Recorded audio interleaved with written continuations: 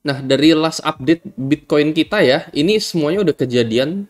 Kalian bisa lihat Bitcoin kena hit area likuidasi di sekitar 100.000 ya. Ini bahkan udah gua umumin jauh-jauh hari teman-teman ya, tanggal 23 Mei nih ya. Pas Bitcoin waktu tanggal 23 Mei harganya masih ada di 110.000 nih ya, bener-bener di titik puncaknya. Likuidasi di atas ini udah kemakan teman-teman ya. Jadi mungkin banyak orang ya short trader pada saat itu ngeset SL di daerah 109.000 yaitu ATH di tahun 2025 awal ya.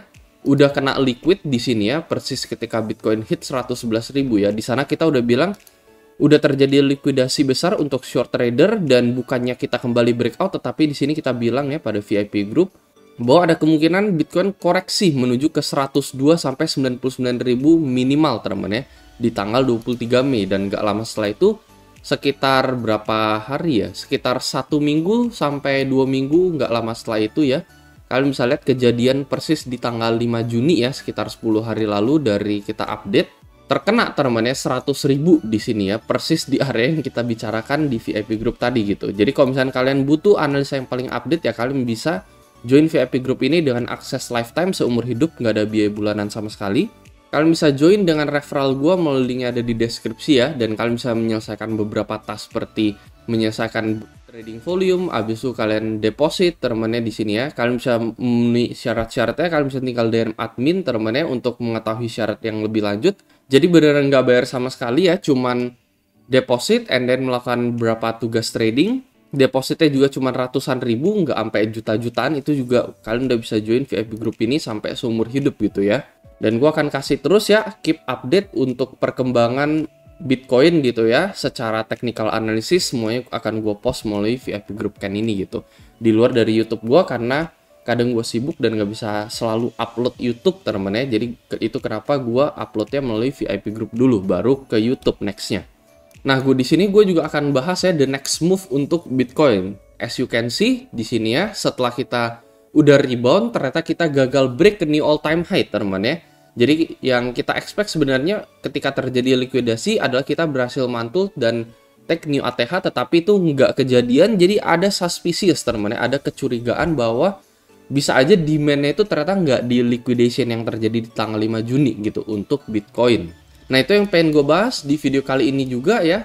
Selain itu kalian juga wajib waspada teman-teman ya, karena ya pattern ini ya top di awal tahun 2025 and then another top di pertengahan 2025 gitu ya. Jadi ini banyak juga yang bertanya-tanya gitu ya. Apakah ini gitu ya sama dengan ini gitu ya yang terjadi pada cycle 2021 akhir pada saat itu teman-teman ya. Terjadinya di April 2021, lalu nggak lama setelah itu sekitar 6 bulan kemudian double top terjadi, lalu setelah itu kita memicu bear market Bitcoin sampai ke level 16.000 dari level 64.000 pada tahun 2021 silam ya, sekitar 4 tahun yang lalu. Apakah ini akan kejadian lagi double top and then kita memicu bear market seperti ini gitu ya, balik lagi Bitcoin bearish, siklus 4 tahunan udah selesai. Menurut gue ya kita nggak bisa menutup kemungkinan apapun teman-teman ya, anything can happen pada Bitcoin gitu ya. Cuman ya kalau misalkan disuruh memilih teman-teman ya untuk saat ini gitu ya, jadi sekali lagi untuk saat ini gue ngelihat hal itu atau kemungkinan itu terjadi itu masih lebih kecil teman-teman ya, dan gue akan jelaskan kenapa. Yang pertama adalah rebound Bitcoin teman-teman ya, rebound Bitcoin dari level 74.000 ya, dia langsung nge-shoot sampai 112.000 bahkan retake all time high sebelumnya gitu ya. Itu salah satu pertanda good news gitu pada Bitcoin. Lalu kenapa ini kan sama gitu ya, kejadiannya sama seperti ini ya, ketika Bitcoin koreksi ke level 30.000 dia nge-take previous all time high ke level 68.000, tetapi nggak taunya ini fake out gitu ya, malah ternyata ini adalah puncaknya Bitcoin dan Bitcoin malah ke level 16.000. Apa yang membedakan kali ini teman-teman? Jadi ya gue nggak membicarakan mengenai kenaikannya aja gitu, yaitu dia berhasil nge-take all time high sebelumnya, nggak teman-teman, tetapi kita bisa ngelihat koreksi Bitcoin itu juga nggak signifikan banget gitu dropnya gitu ya, dari 2 minggu belakangan ini gitu ya, dari analisa kita yang kita bilang likuidasi Bitcoin di level 100.000, kejadian nggak instan dan itu memerlukan banyak sekali candle merah teman-teman sebelum akhirnya Bitcoin bisa ngehit level 100.000. Sementara dari sebulan 2 bulan terakhir ini benar-benar kayak tiang bendera ke atas gitu ya, tanpa ada pemberhentian sama sekali. Makanya di tanggal 22 Mei kemarin gue udah bilang ya, ada kecurigaan gitu ya dari gue sendiri bahwa ini kemungkinan stopnya bakalan di sini gitu ya, di sekitaran level 110.000, dan Bitcoin ternyata memang bener gitu, koreksi dulu, sideways dulu di sekitaran level 110.000 ini. Jadi yang kedua, kita lihat so far pergerakan Bitcoin corrective action-nya ini masih sehat banget gitu ya. Dan yang ketiga sebenarnya ya, asalkan teman-teman ya, jadi sekali lagi asalkan koreksi Bitcoin nggak ngetek area dia sebelum dia breakout di sini ya, sebelum dia rebound besar-besaran, yaitu di level 83.000 di sini ya, berarti ya 83-84.000 US dollar untuk Bitcoin. Kita so far masih stay bullish untuk Bitcoin dia, dan ada possibility ya setelah kita koreksi lagi teman-teman ya, selama koreksinya masih di atas level 85.000, ini menurut gue masih ada chance untuk Bitcoin ngetek previous all time high dia yang ada di 111.000 di sekitaran bulan lalu, dan terbang ke level 120 teman-teman ya, atau bahkan hingga 150.000. Mungkin minimal sekitar 2 miliaran untuk Bitcoin ya, untuk bull run di tahun ini dan menyelesaikan 4-year cycle teman-teman ya, karena ini udah di tahun 2025 ya. Jadi terakhir juga kita puncak sebelumnya itu ada di tahun 2021 ya, 4 tahun yang lalu, dan puncak di cycle sebelumnya itu ada di tahun 2017 gitu ya. Jadi kemungkinan besar ya puncaknya ada di tahun ini gitu teman-teman ya, di tahun 2025, karena hitungin 4 tahun, 2017 lalu 2021 dan ini 2025 gitu ya. Jadi kemungkinan besar ya di tahun ini memang adalah puncaknya. Tapi yang orang nggak tahu adalah apakah di pertengahan tahun 2025 ini, yaitu saat ini, atau di akhir Desember nanti gitu ya, di sekitaran level 150.000. Itu kan pertanyaan semua orang. Dan gue udah kasih pandangan dari sudut pandang gue sendiri, dari analisa gue sendiri, teman-teman ya, selama Bitcoin respect di atas level 85.000 ya secara outlook besarnya, menurut gue ini masih oke, teman-teman ya, masih belum ada pertanda bahwa kita akan memicu bear market, teman-teman. Jadi sama seperti di cycle sebelumnya, yaitu di sini teman-teman ya, di area dead 40.000 ya, level kritikalnya itu ada di level 40.000 kalau untuk cycle sebelumnya di sini ya. Karena dia udah ngebreak rules dia gitu ya, dimana dia breakout lalu dia dump kembali ke harga dia sebelum breakout di sini ya. Dan momen dia breakdown teman-teman ya, di bawah level harga sebelum dia ngepump gitu ya, yaitu di bawah level 40.000, pada saat itu sempat ke 30.000 sekian, ini memicu bear market teman-teman ya. Bitcoin dari level 40 sekian bear market sampai ke level 16.000 gitu ya.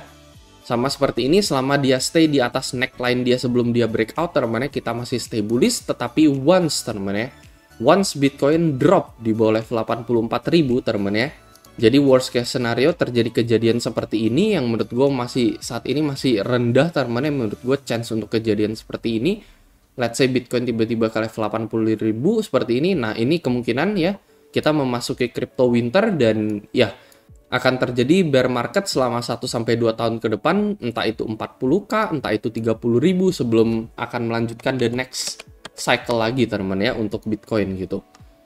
Jadi itu kita nggak bisa menutup kemungkinan terjadi, karena itu sudah pasti akan kejadian, cuman yang nggak tahu itu adalah timingnya kapan teman-teman ya. Sudah pasti kejadian, bear market 1-2 tahun, 2017 kejadian, 2021 kejadian, jadi yang namanya bear market itu pasti ada teman-teman ya, pasti kejadian. Cuman masalahnya adalah waktunya adalah kapan gitu ya. Makanya kenapa gue bilang ya, gue kasih tau ke kalian itu level kritikalnya. Level kritikalnya di level 84.000 ini ya.